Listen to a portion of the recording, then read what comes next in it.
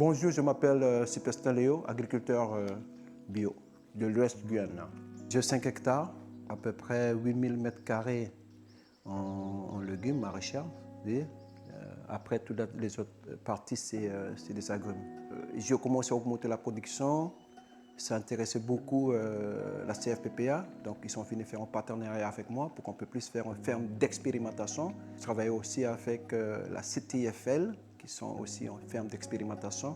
La raison pour laquelle je suis installé en agriculture biologique, tout d'abord c'était pour ma propre santé, pour moi et ma famille, pour respecter l'environnement, mais aussi respecter notre prochain, parce qu'on sait que ce qu'on mange, c'est le premier médicament. Donc, je suis conscient de ça. Je vois qu'il y a beaucoup de demandes. Je travaille beaucoup avec l'association de culture. Il y a certaines plantes qui repoussent les insectes, mais je travaille aussi sur ce qu'on appelle la rotation de culture, justement pour garder la bonne structure du sol.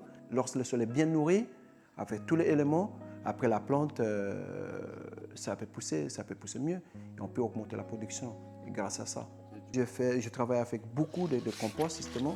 Il y a plusieurs éléments donc dedans, fibres de coco, il y a aussi des bronzes, il y a aussi l'herbe verte et il y a aussi le grain de wasaï et on a mis aussi les feuilles mortes. C'est pour ça que j'ai aussi le poulailler qui est à côté.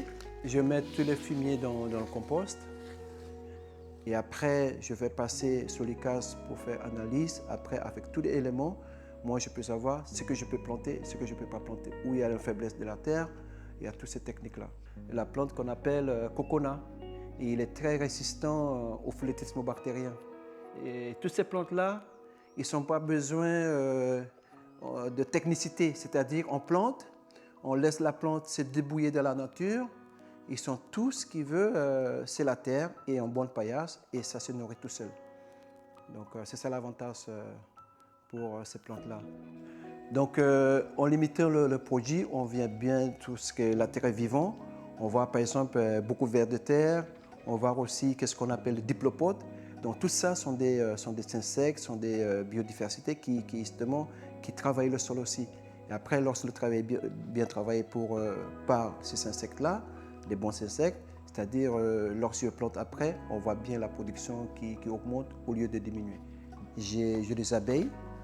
Les abeilles là, ils font la pollinisation. Et si on utilise le produit, tout ça va disparaître. Donc pour limiter tout ce qui est phytosanitaire, ça fait une bonne terre qui est vraiment vivante.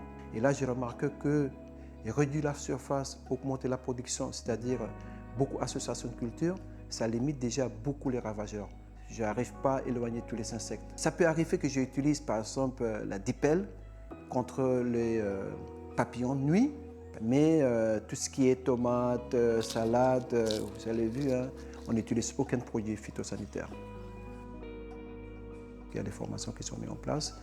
Là, voilà, Certifito, on peut pas acheter certains produits. Donc, moi, je conseille les agriculteurs de faire ça, et aussi pour limiter l'utilisation de ces phytosanitaires. So, a bosco pudam giwangi ala sama na taki fu guadeng different organismes qui font donc so fu na koboro ki chaipi produit de e kabanga do tifu wasoso bika mina iwo kwange matoku anga den technique de ye pi me fu fustan dans quand même mes produits bons afdati amesa sawan giuna fu wo kodati bakada chabi fu do nga go soto fu libisma gan tangi fu ala sama.